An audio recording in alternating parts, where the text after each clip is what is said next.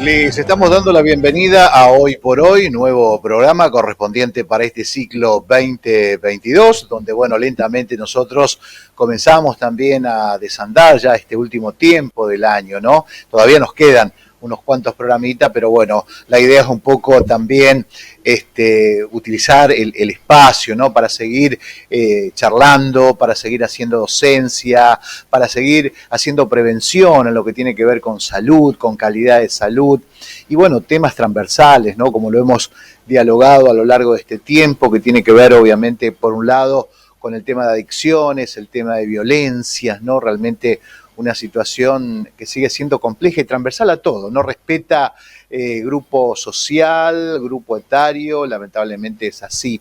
Y bueno, lo hemos tenido también a lo largo del año y bueno, como para ir también haciendo a título de balance, hemos convocado en esta oportunidad a Juan Carlos Mancilla, ¿no? Él es preventor justamente en adicciones, en violencia. Juan, es un honor, como siempre, tenerte ahí, predispuesto a llevar la palabra, que fluya, ¿no?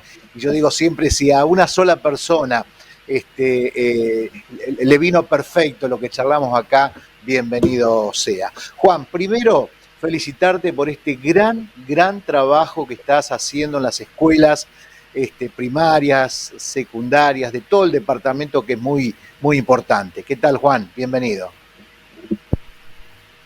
¿Qué tal, Mario? ¿Cómo estás? Muchas gracias por el espacio, eh, siempre por tenerme en cuenta para este tipo de posibilidades que se van generando de poder aparecer en los medios de comunicación para poder contar o charlar un ratito sobre lo que uno hace, eh, sobre todo en prevención de adicciones, ¿no? Juan, como primer tema, digo, el trabajo que estás haciendo en las escuelas, con los chicos, en las comunidades, realmente eso es impagable, ¿no? Te seguían en los posteos tuyos, que de pronto vas en una escuela y te encontrás con trabajo ya que los chicos vienen realizando en tema de adicciones, de violencia. Sí, es genial lo que uno vive, ¿no? Este año, eh, no sé qué pasó, eh, bueno, empezamos a tener réplicas, y empezamos a tener solicitudes de otras localidades donde no habíamos trabajado anteriormente, y bueno, encontrarte con diferentes realidades, la verdad que para mí es extraordinario, y poder empezar a darte cuenta de que ya es imposible parar lo que piensan, lo que sienten y lo que creen los pibes y las pibas, ¿no? Eh, es realmente emocionante encontrarte con discursos, con arte, con pensamientos, con la aceptación a la diversidad, con pensamiento crítico y sobre todo en lugares donde por ahí no uno piensa de que tienen muchas carencias y sin embargo uno puede ver que desde esos lugares es donde generalmente aparecen este tipo de situaciones que son revolucionarias y que generan tanto bienestar para, creo, todas las personas que trabajamos con adolescentes y que creemos fielmente que en ellos está la potencialidad de cambiar esto, ¿no? De cambiar nuestra realidad. Juan, de todas maneras pienso, digo, no todos los pibes se tragan los sapos de lo que viene, ¿no? Digo, tienen hoy una fluidez, tienen una información, tienen un contexto muy importante, me parece, ¿no? Sí, digamos que ellos ya aparecen en esta era tecnológica y desde temprana edad se empiezan a conectar con las tecnologías. Y bueno, el hecho de ser una característica particular, la curiosidad por experimentar propia del adolescente, te lleva a esto, ¿no? Y si hay una persona que acompaña, si hay una persona adulta que guía, que escucha, que puede generar pensamiento crítico, es mucho mejor. Por eso uno por ahí se encuentra con estos murales que dicen, no todo es como nos cuentan, ¿no? Y es decir, leer nos empodera, leer nos permite ver la realidad, es súper emocionante, ¿no? Poder encontrarse con esas con esas inscripciones en las paredes, ¿sí? Que realmente cuando uno las ve, que tienen un efecto eh, muy emocionante en el sentido de la sensibilidad y a su vez, más allá de la sensibilidad, el poder que tienen las expresiones artísticas, ¿no? Bien. Juan, para comenzar a charlar y desglosar los temas, digo, me gustaría comenzar con esta ecuación que por ahí dice, el orden del factor no altera el producto. Adicción y violencia o violencia y adicciones. Hay un camino que se recorre, digo, en el juego con estas dos palabras. Primero viene la violencia y después las adicciones, o primero vienen las adicciones y después viene la violencia. Son problemáticas sociales que están relacionadas entre sí, pero no hay un orden, no hay una ecuación. Eh, Porque tenemos que pensar de que muchas veces uno cree que cuando está hablando de un consumo problemático, está hablando de una adicción, y no siempre es así. Y por eso generalizar por ahí el concepto de adicciones, eh, la nueva forma de abordaje de este tipo de problemáticas sociales incorpora el concepto de consumos problemáticos. Muchas veces uno puede estar atravesando un consumo problemático y no ser dependiente o tener una adicción a un determinado objeto, ¿sí? Lo que sí podemos decir, y desde la experiencia personal, puedo llegar a hacer un análisis, es que las dos problemáticas sociales tienen que ver sobre todo con factores de riesgo, no solamente a nivel individual, sino familiar y también social. Como por ejemplo, nosotros podemos encontrar una persona que tiene muy poca tolerancia a la frustración, muy baja autoestima, no tiene buen manejo de las emociones, tampoco de habilidades sociales a nivel individual, ¿no? Que puede ser una persona que esté atravesando un consumo problemático y por esas mismas eh, vulnerabilidades propias de su subjetividad, también puede ser que la forma de vincularse sea una forma violenta. Pero como decimos siempre, las problemáticas sociales no tienen que ver solamente con la individualidad, sino también tiene que ver con la esfera familiar y el contexto donde se desarrolla. Y muchas veces nos encontramos que dentro de esas familias, de este primer núcleo de socialización de los sujetos, la violencia también es una forma de relacionarse, ¿sí? No hay habilidades sociales, no hay comunicación asertiva, y después, bueno, dentro de un contexto que todo el tiempo es violento, ¿no?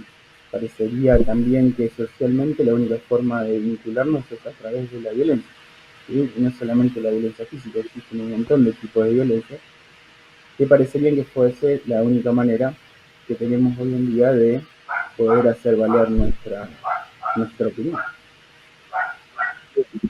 Juan, dentro de las situaciones de adicciones, pensar, digo, en el primer camino, tal vez el cigarrillo, el alcohol, esas son las primeras puertas que se comienzan a transitar. Hablo, digo, de una preadolescencia o adolescencia. No sé si hoy está presente la preadolescencia. Sí, sí, sigue presente. Algunos estudios mencionan que el efecto de la pandemia ha adelantado estas etapas. Y sí, cuando nosotros hablamos de sustancias, generalmente las sustancias que son controladas o que entre son legales son las de mayor acceso que tienen hoy los y las adolescentes. Si uno hace una consulta eh, o preguntamos a nuestros adolescentes si hoy en día si quieren tomar una cerveza, si la pueden conseguir, es muy probable que nos digan que sí. Lo mismo pasa con el cigarrillo, ¿no? No es lineal, siempre eso es importante poder, poder remarcarlo. No quiere decir que porque hoy experimente voy a desarrollar un consumo problemático o una dependencia. La idea es poder tener información, poder saber qué puede pasar, poder saber que muchas veces no depende de la voluntad, sino que existen diversos factores que esa visión vaya progresando en el tiempo y Eso es lo importante, tener información veraz, confiable y poder transmitir al adolescente esta información, no desde un lugar de miedo, de castigo, sino más bien desde el lugar de la prevención, de que sepan de las consecuencias que tiene el consumo de algunas sustancias, de los efectos que produce ese consumo y de la corresponsabilidad, ¿no? Es decir, bueno, nosotros como adultos tenemos que garantizar el derecho a la información. Y vos después con esa información tenés que saber o mínimamente poder adquirir ciertas herramientas para decidir en el momento que te toque o no vincularte o encontrarte o experimentar algún tipo de sustancia.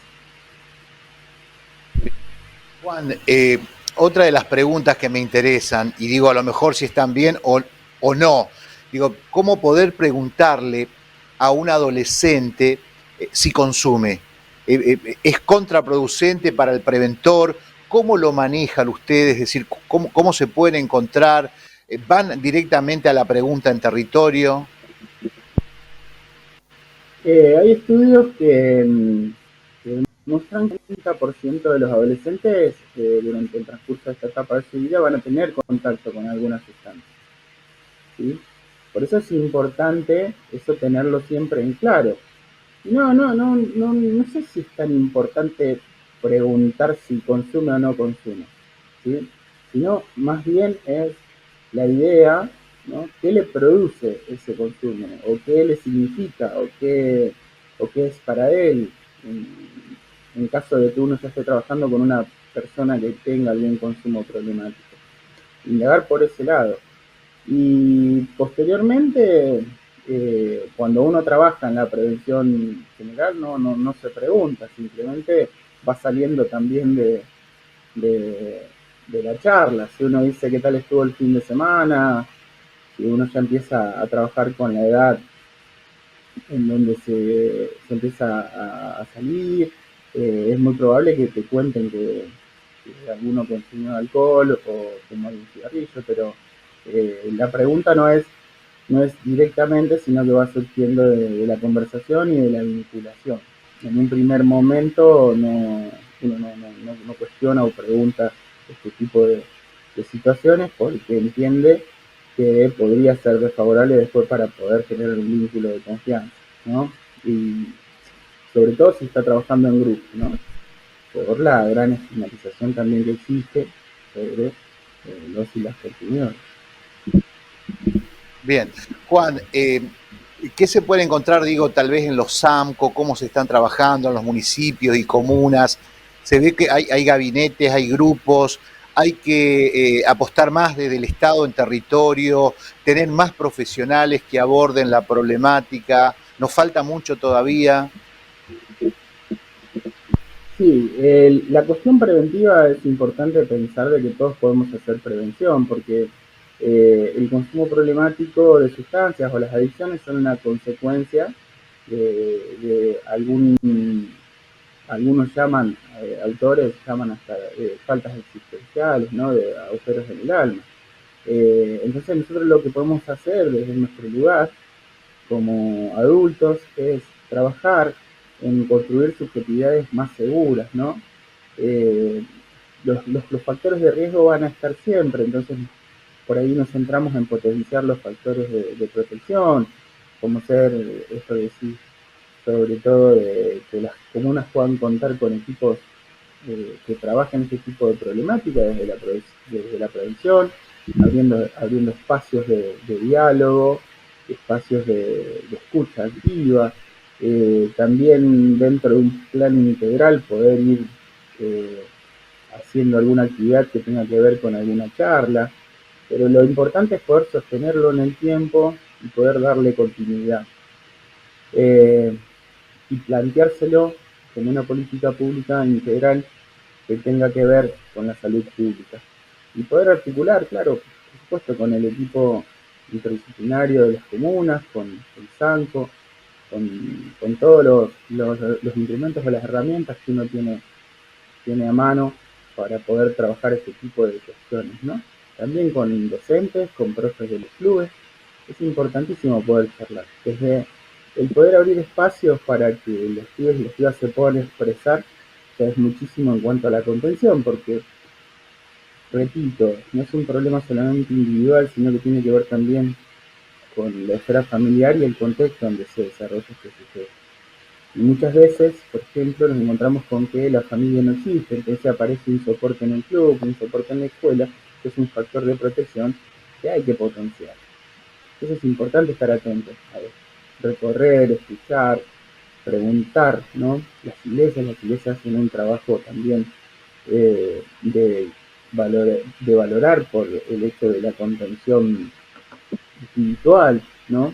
Y es importantísimo poder estar siempre conectados y en red con todos los dispositivos que uno puede tener para trabajar en el territorio. Bien. Juan, otra de las preguntas que me interesa también desglosar contigo es decir, tenemos distintos tipos de adicciones, digo, pienso en la ludopatía, por ejemplo, pienso en lo virtual, hay chicos que se desesperan por el tema de las pantallas y estar conectado, nosotros mismos, es decir, uno lo primero que hace, se levanta y ya ver los mensajes, ver las redes, es decir, nos vamos haciendo adictivos, por eso pregunto, ¿tenemos distintas adicciones? Sí, sí. Sí, uno puede volverse adicto o transitar un consumo problemático no solamente con las sustancias, con alguna actividad, con relaciones y con personas. Eh, y muchas veces hay personas que están atravesadas por tres tipos de adicciones, por ejemplo, a las sustancias, a las tecnologías y en una relación, por ejemplo. Entonces es una problemática que se vuelve muy, muy compleja y por eso se aborda desde tipos interdisciplinarios, ¿no? Desde una sola mirada, porque eh, no es simple el hecho de poder sonrojar una historia, ¿no? Con la cual nosotros nos estamos encontrando con una consecuencia, pero es como empezar a trabajar para atrás para tratar de poder entender medianamente por qué esa vinculación. Pero sí, sí, hay personas que incluso son multiconsumidores. Bien. Un adicto se cura para toda la vida o está ese axioma de que es todos los días? Me pongo a prueba todos los días. Y la verdad que es que cuando ya estamos hablando de adicción, que estamos hablando de una enfermedad, de salud mental, que genera una dependencia física, psíquica y emocional, estamos hablando de una enfermedad crónica. Eh, por ende, yo recuerdo que una persona compañera en un momento me dijo, mira, yo soy un continuo en recuperación. Y sí, es el posicionamiento que toma cada uno en su particularidad lo que lo ayuda a sostener la abstinencia, ¿no? Es cambiar el hábito, es trabajar sobre la conducta adictiva, porque el objeto va a mutar en esto de que podemos volvernos dependientes a diferentes, no solamente a sustancias, sino a relaciones, como decimos hoy, a personas o a alguna actividad, eso va a cambiar. El tema es trabajar sobre la conducta adictiva y poder generar algún tipo de posibilidad en la alternancia, ¿no? Eso que te da la sustancia, eso que te da el conectarte, eso que te da el jugar, cómo lo podés hacer desde otro lugar, como por ejemplo a través del arte, a través de la música, a través de diferentes tipos de herramientas que uno va tratando de probar durante el tratamiento a cuál puede adherirse o no el sujeto. Bien, perfecto. Juan, el tema de la familia, ¿cuál es el rol de la familia? Entiéndase hoy cómo se entiende la conformación de familia, ¿no? Papá con papá, mamá con mamá, tal vez una abuela presente, un hermano, un tío, como se entienda, o ensambladas. Uh -huh. Sí, la familia tiene un rol fundamental, ¿no? Eh, Cuando uno trabaja con una persona que tiene alguna problemática de consumo o que ya ha desarrollado una dependencia, es importantísimo también poder hacer saber a esa familia que esta persona lo que hace es evidenciar un conflicto. O sea, y si nosotros no trabajamos juntamente con la familia, eh, cuando esa persona tenga que volver a interactuar a su lugar de socialización, como es la familia, es muy probable que el tratamiento no tenga ningún efecto si no hay un cambio también dentro de ese contexto familiar que ayude a esta persona a sostener el tratamiento. Por eso tienen un rol fundamental. Las familias son un factor de protección, muchas veces no lo es así, por eso se busca en otro lugar, pero sí hay distintos dispositivos para trabajar con las familias, para que también interpelen sus prácticas cotidianas, porque si no parecería que el problema es solamente de este sujeto y no del contexto en donde se fue construyendo de su infancia, ¿no? Y también habla de la responsabilidad que tenemos nosotros como adultos cuando tenemos hijos de ir construyendo, como decía hoy, subjetividades muchísimo más seguras y no tan vulneradas ante cualquier situación de frustración o cualquier situación que le produzca un malestar, querer satisfacer esa necesidad o pasar ese malestar de la forma más rápida posible, ¿no? Juan, en relación al tema de las violencias, digo, tenemos también distintas violencias, ¿no? Lo verbal, lo físico, tal vez con un gesto, con una palabra, ya estamos generando violencias. Sí, sí, sí, sí, sí. Convengamos que vivimos en una sociedad que pareciera que no se pueden tolerar las diferencias, ¿no? Entonces, nos construyen desde una manera donde sí o sí tenemos que posicionarnos desde un lugar. Y posicionarnos desde un lugar nos lleva sí o sí a que la otra persona se posicione en la vereda de enfrente, ¿no? Y eso es lo que nos va construyendo día a día a no poder encontrar medidas o algún tipo de herramientas que nos permita acercar las posiciones, ¿no? Sino que o una u otra. Y eso es lo que genera la conflictividad constante de las relaciones. Ya de por sí el socializar genera conflicto, ¿no? Pero bueno, aprender a gestionar estos conflictos Claro. es la idea. Y tiene que ver con lo que mencionábamos antes, en tolerar la frustración, poder manejar de una manera o gestionar de una manera saludable las emociones, pero bueno, estamos en una etapa donde se empiezan a hablar de estas cuestiones, ¿no? Quizás Claro. en nuestra época estas cuestiones no se planteaban, ¿no? Así que es fundamental poder hacer este tipo de intervenciones dentro de los espacios que nuestros jóvenes concurren, porque, como decía hoy también, eh, en ellos está el potencial de cambiar esta realidad, ¿no? Yo creo que intentan todo el tiempo tratar de ser más conciliadores, pero sí o sí necesitan también de los adultos que los acompañemos en este camino, ¿no? Claro, pensaba, digo, uno no puede razonar que tal vez por una maniobra en el tránsito uno no tolere al otro, terminan incluso encrespándose, tomándose a los puños, los chicos a la salida de los colegios, por allí los padres, las madres, realmente una situación muy, muy compleja, ¿no? Sí, sí, sí, yo siento que somos violentados todo el tiempo, entonces eh, es por ahí imposible poder abstraerse y no terminar siendo violento en algún momento del día. La idea es reflexionar sobre eso, no es pensarse como una persona intolerante, sino trabajar sobre esas cuestiones, poder darse cuenta de que esta vorágine en la que vivimos todo el tiempo nos apura para poder atender a las necesidades de nuestra familia, a las necesidades económicas, a las necesidades sociales, poder estar presentes en, en un montón de cuestiones de la vida familiar que nos parecen importantes. Entonces todo el tiempo pareciera como que estamos presionados a cumplir, a cumplir y a cumplir, que tenemos que cumplir.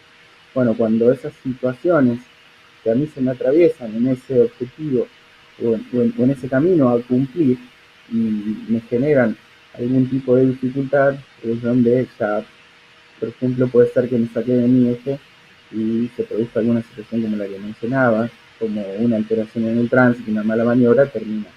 Primero empieza con una discusión y puede llegar a terminar a los golpes de puño. La violencia tiene ese efecto, esa particularidad de contagio, ¿no? Y de que se va aprendiendo.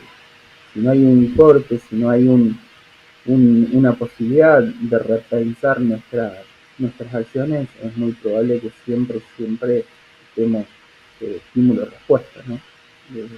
Tiene que haber ahí una generación de pensamiento crítico, sobre todo, en cuanto a cómo nos estamos relacionando y cómo llevamos ese tipo de relaciones, ¿sí? Creo que es por ahí. Juan, queremos agradecerte por este tiempo, felicitarte nuevamente por esa docencia que estás haciendo, apostamos fuertemente, te seguimos por las redes constantemente con todas las charlas y nuevamente en nombre de Canal 4, de Hoy por Hoy, agradecerte este tiempo que has estado con nosotros conectados y con un tema tan importante, así que reitero nuevamente, gracias y gracias por ayudarnos justamente a prevenir. De eso se trata, Juan, ¿no? Sí, siempre vamos a tratar de posicionarnos desde ese lugar, desde la prevención, porque es lo que podemos hacer la mayoría. ¿Sí? Trabajar en prevención, desde poder dialogar, desde poder gestionar mejor nuestras emociones, de poder tener espacios donde se hablen de estos temas, que dejen de ser temas ahí como que tienen cierta actividad, sino que es cotidianidad, los pibes la tienen recontra clara, se puede hablar tranquilamente con ellos, y lo mejor que nos puede pasar es que saquen el tema, y si en ese momento no tenemos posibilidad de responder, decir, bueno, te prometo que voy a buscar la forma, pero te voy a responder. Porque la curiosidad por experimentar está, la curiosidad que tienen los adolescentes está, y si no se lo podemos responder nosotros, seguramente lo van a buscar en internet. Y es importantísimo de que no sea internet el espacio seguro para poder charlar, ¿no? Sino que sea el contexto familiar, la relación con los pares y por supuesto con los y las adultas que de cierta manera estamos acompañando ya de cualquier función que tengan, que sea la función paterna, materna, ser tío, ser primo, ser docente, ser profes, siempre buscar ese espacio de poder leer y poder ver las necesidades y poder atenderlas. Gracias, Juan, buen resto de año, muy amable. No, muchas gracias a ustedes, como siempre, muy amable. Hasta luego.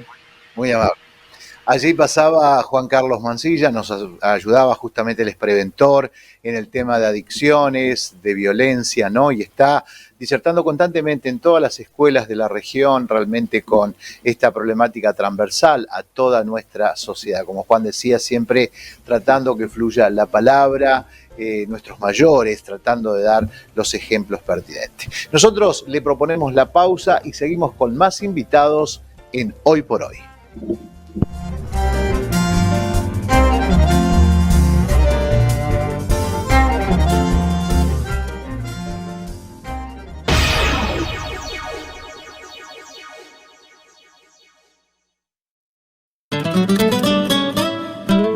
Los invito a los jueves, 21 a 30 horas, por la pantalla de Canal 4 Regional para disfrutar de Con Alma de Pueblo, un programa donde la música popular argentina, nuestro folclore nacional y latinoamericano, aquello que nos identifica, nos acompaña para pasar un grato momento en familia. Todos los jueves, 21 a 30 horas, aquí en Canal 4 Regional. Gran sorteo mundialista en Monumental Hogar y en monumentalhogar.com. Con cada compra sumás chances. No te quedes afuera. Renova tu casa, patio o jardín. Geostone, fábrica de losetas térmicas para piletas. Toda la línea 4040 y 5050. Travertino o solarium. Lomo ballena, borde L, esquineros, arcos romanos. Geostone. Avenida Santa Fe, 916, Cañada de Gómez. Celular 3471-673313. Supermercado Superpunto, todo en un mismo lugar. Todos los días, 10% de descuento en efectivo con tu compra de 2.000 pesos o más. Te esperamos de lunes a sábados, de 8:30 a 20:30 horas, domingos, de 8:30 a 13 horas y de 17 a 20:30 horas. Superpunto, en el cruce de la Ruta 9 y A012. Estás participando. One Full es mundial.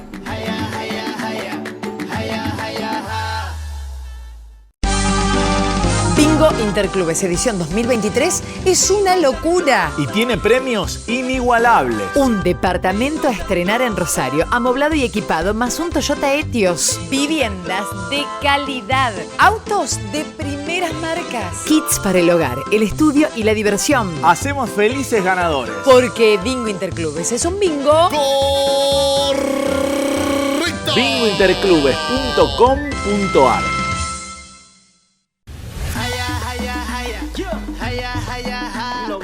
Todos los jueves a las 21 horas, Mundo Pasión, por la pantalla de Canal 4 Regional, el programa deportivo que...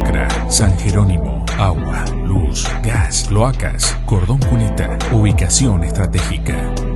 El mejor lugar para vivir. En Santa Fe hacemos 1001 obras. Hacemos 4 grandes gasoductos que no se hicieron en 30 años. 700 kilómetros de rutas, puentes y caminos, obras de energía eléctrica y una red de agua potable para más de 1.200.000 santafesinos y santafesinas que la esperaban. Hacemos y no paramos de hacer. 1001 obras. Gobierno de Santa Fe. Ahora en Super Oronio podés pagar con billetera Santa Fe desde la app Plus Pagos. Aprovecha un 30% de reintegro con 5.000 pesos de tope mensual. Super Oronio, siempre cerca tuyo. OneFull presenta su plataforma virtual, Nora Go. Con nuestra app vas a disfrutar de contenidos premium en todos tus dispositivos móviles y Smart TV. Podés ver toda la grilla de canales, series y películas. Nos seguimos encontrando juntos. Somos uno. Somos OneFull. En Grupo Ciudad te seguimos acompañando para que accedas a todo lo que necesitas para tu hogar, con un servicio postventa personalizado. Tenemos ofertas con todas las tarjetas de crédito. También te esperamos con las mejores opciones de financiación con DNI. Grupo Ciudad. Bienvenido a la tecnología.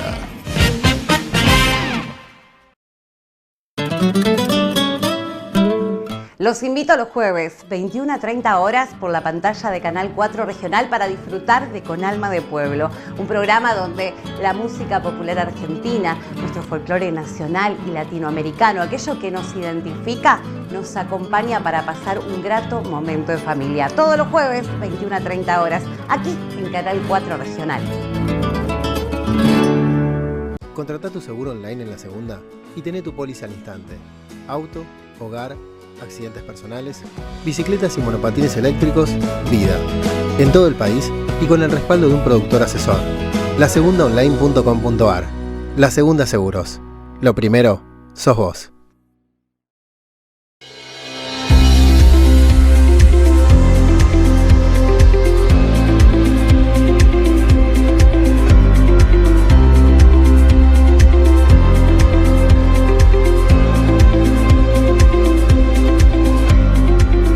Somos uno. Somos OneFull.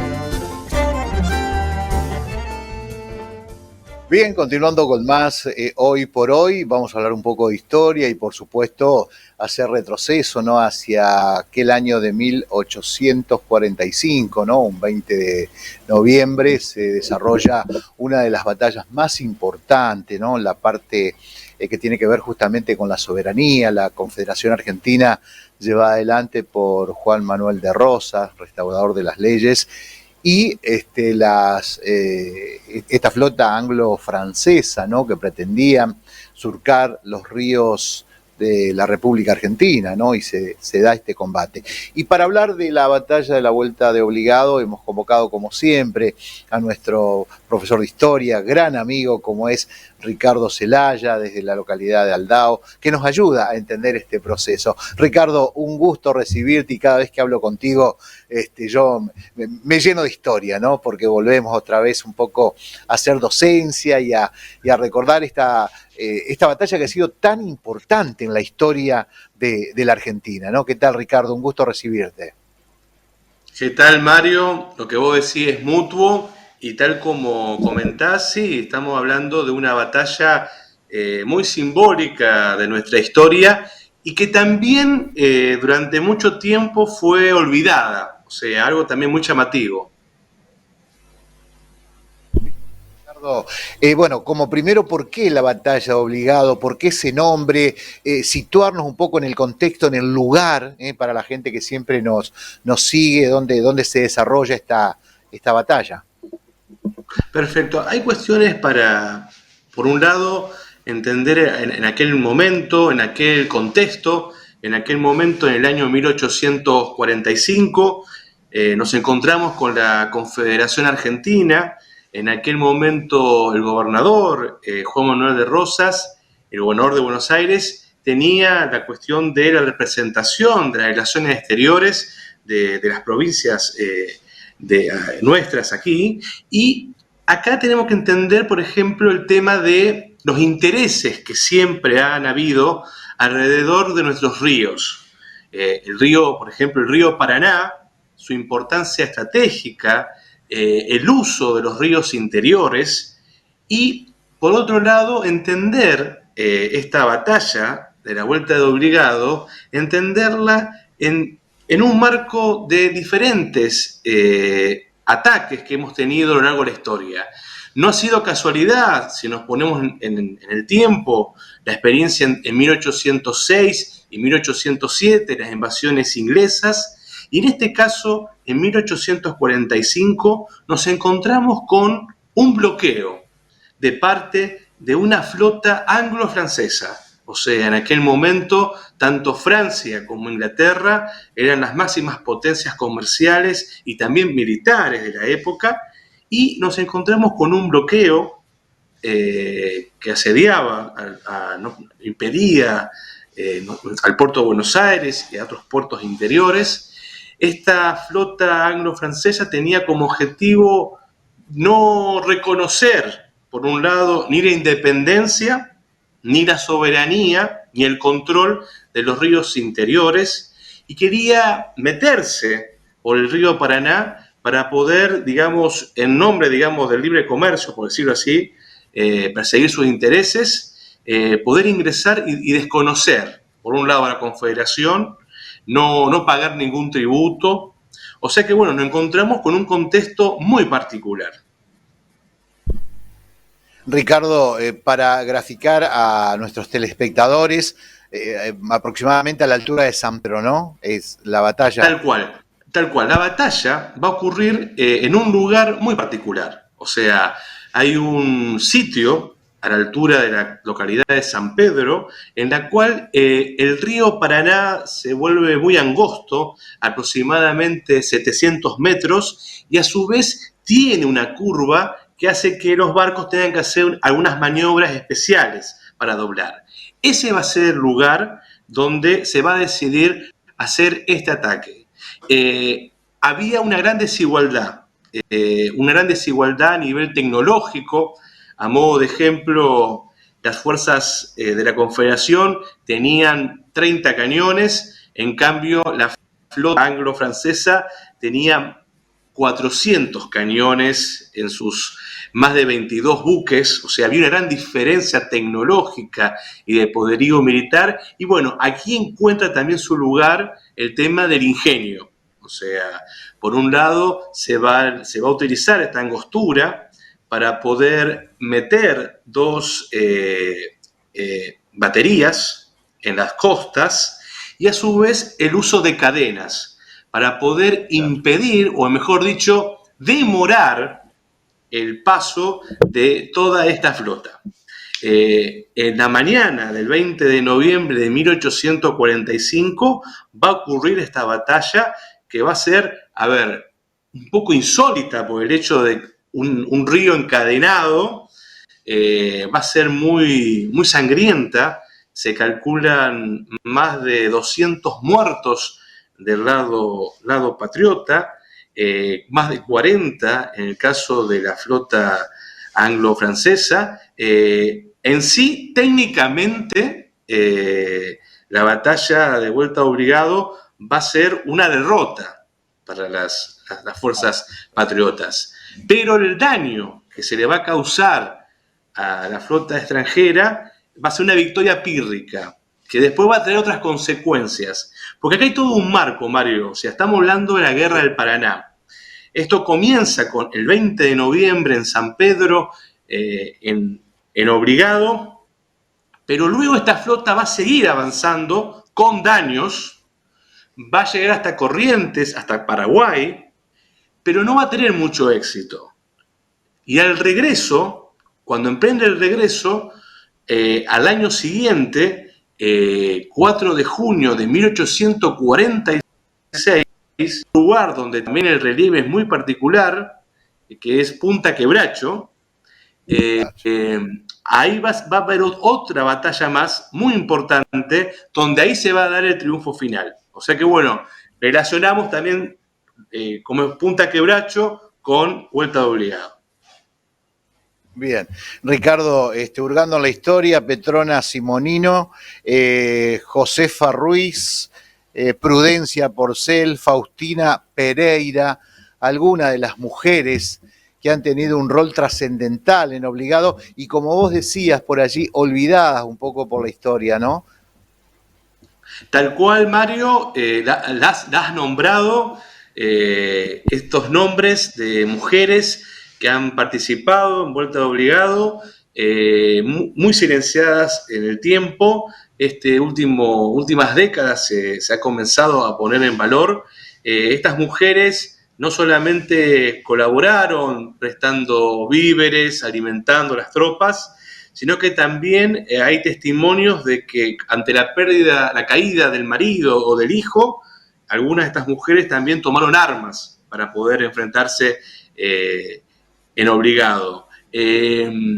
Obligado fue una batalla muy particular, una batalla donde hubo mucho ingenio, una batalla donde se tuvo que luchar con los recursos que había en el contexto. Es también de destacar la estrategia que estableció en su momento Lucio Mansilla frente a eso. El daño que se le hizo a aquella flota fue muy importante. Y cuando hablamos de soberanía, hablamos de muchas cosas. Por eso esta fecha tiene un relieve muy importante. Digo, tanto Inglaterra como Francia llegan a reconocer esta derrota, reconocen a la Argentina en ese momento como fiel defensora, obviamente, de su soberanía. Así es, Mario. Por un lado, hay varias consecuencias diplomáticas de estas batallas, de la Guerra del Paraná. Por un lado, se va a reconocer la independencia argentina, o sea, Inglaterra y Francia hasta ese momento no reconocían nuestra independencia, o sea, eso por un lado. Y por el otro, también se va a reconocer el uso de los ríos interiores para el lado de la Confederación. Eso es muy importante, el hecho de que nosotros podamos administrar nuestros propios ríos, nuestros propios recursos.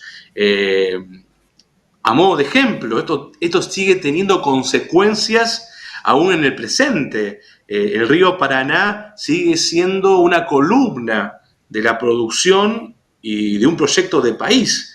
Incluso cuando hablamos de la hidrovía, por ejemplo, ahora son cuestiones que no dejan de perder actualidad.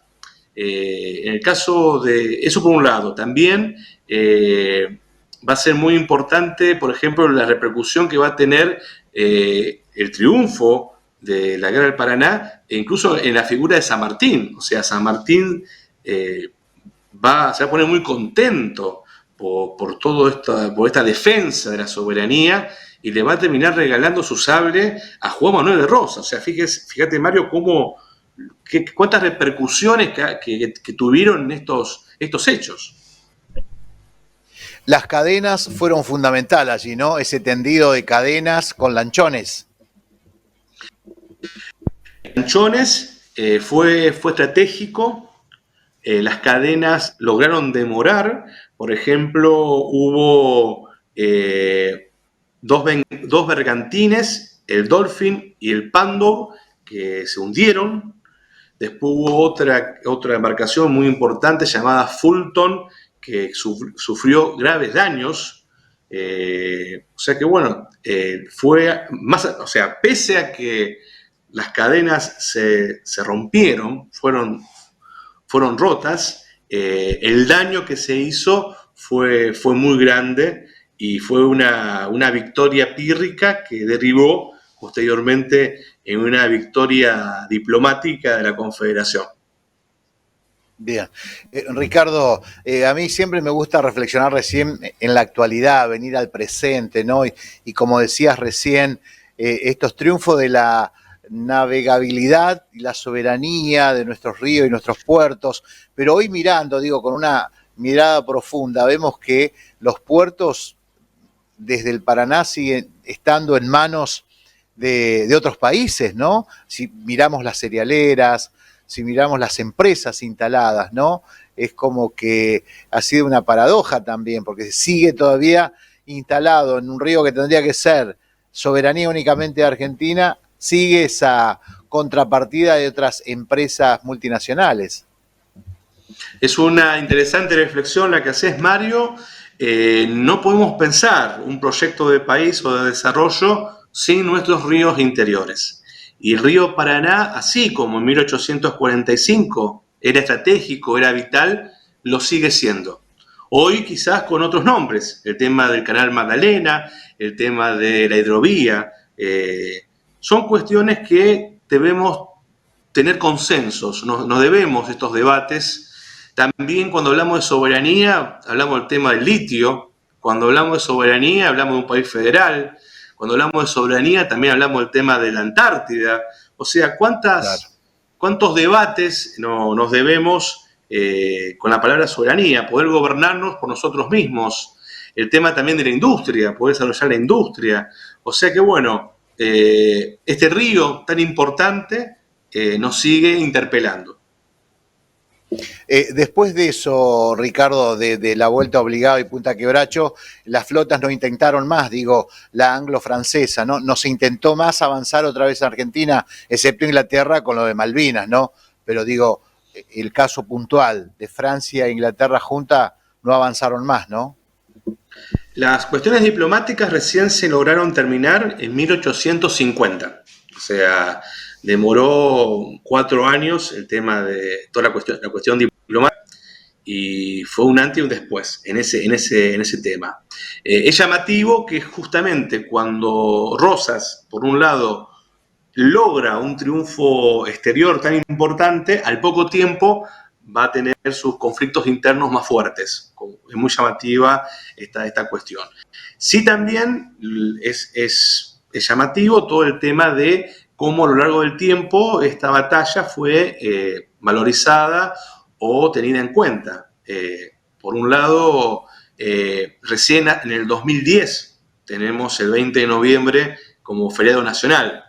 Feriado nacional que en sí había sido por primera vez establecido en 1974, pero fue derogado por la última dictadura militar.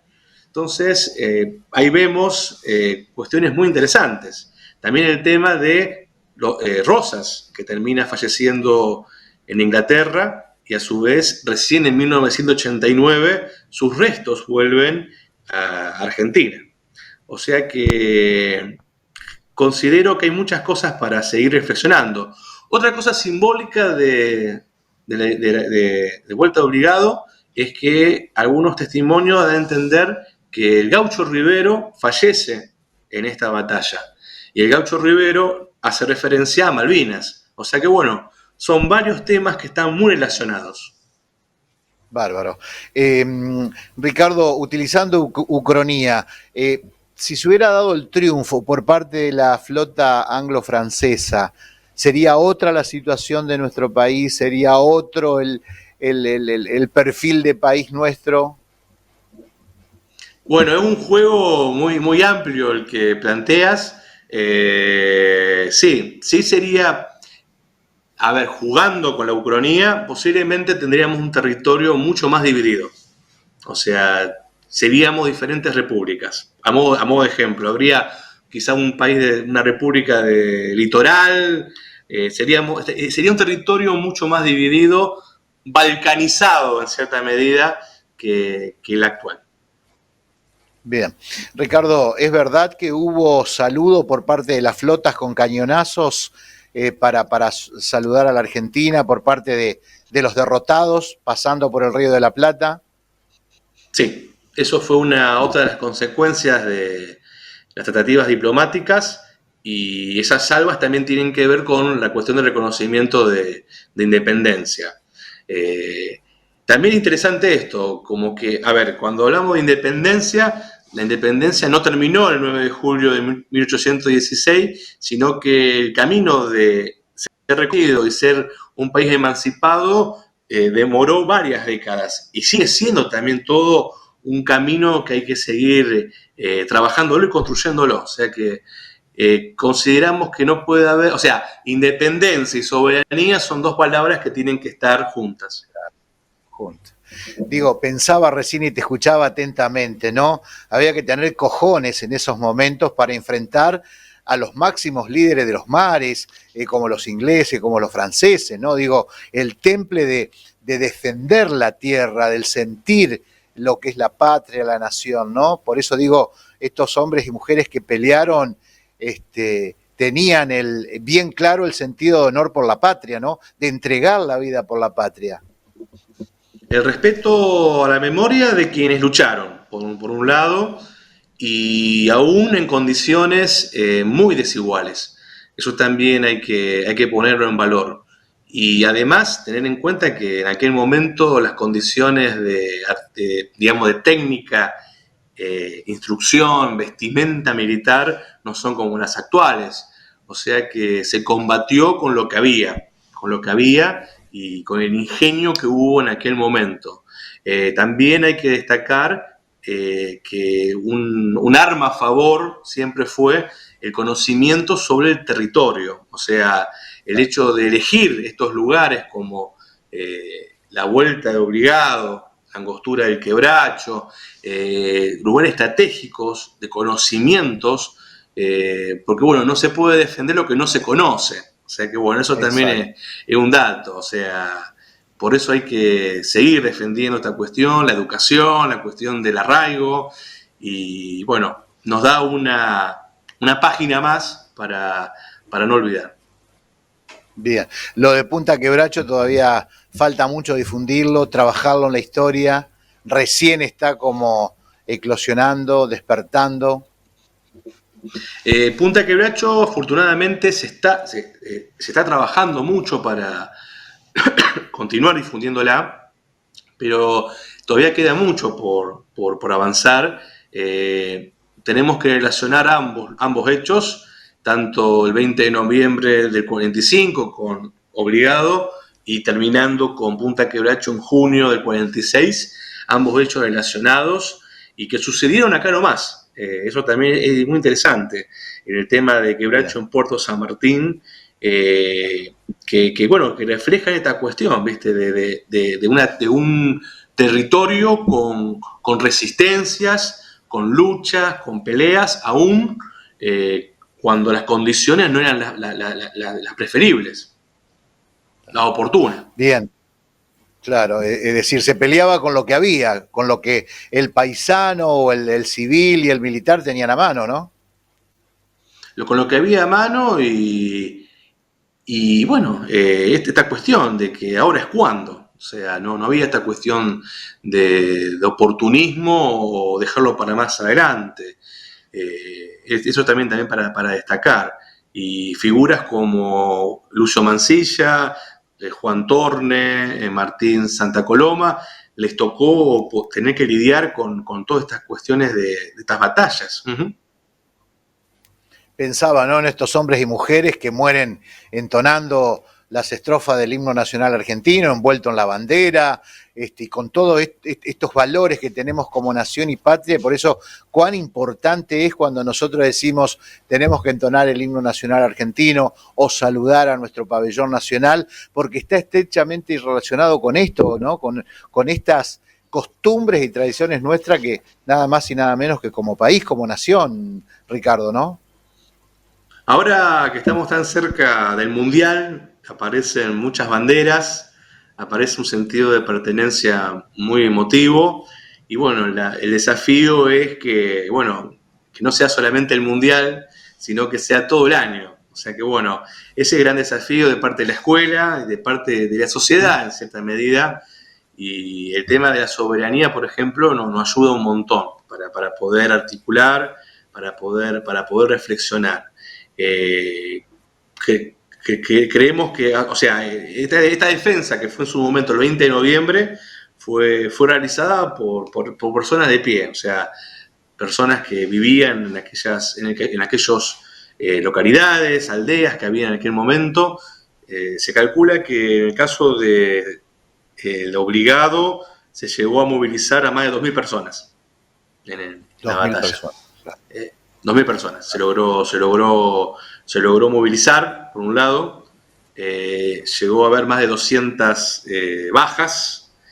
Pero, como decíamos antes, el poder de fuego era limitado porque teníamos alrededor de 30 cañones.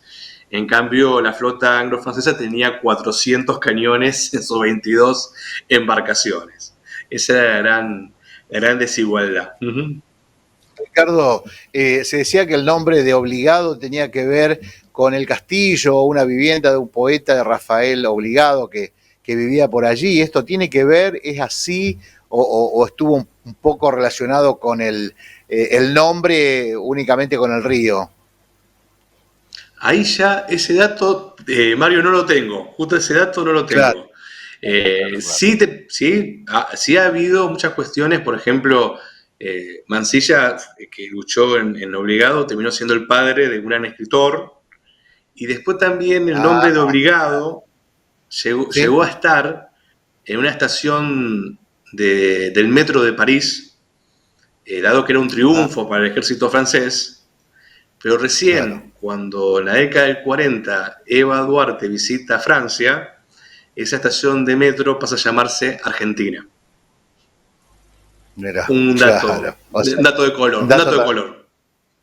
Claro. Y pensar, digo, obligado ese paso a dar vuelta también en el río, es decir, hay juegos de palabra también importante. La figura que se destaca, la de Lucio Mansilla, ¿no? Sí, la de Lucio Mansilla, destacada en ambos, en Punta Quebracho y en Obligado. Fue el encargado de organizar la estrategia, por un lado, y de comandar toda esta fuerza. Y bueno, en el caso de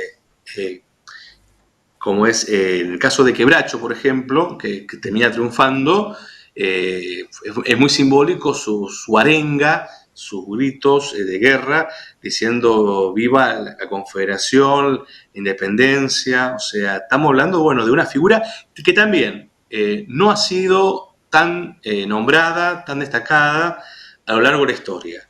Estos hechos de Obligado, de Punta Quebracho, recién en el siglo XX, con algunos historiadores, revisionistas, como José María Rosa, comienzan a tener más circulación, comienzan a tener más difusión.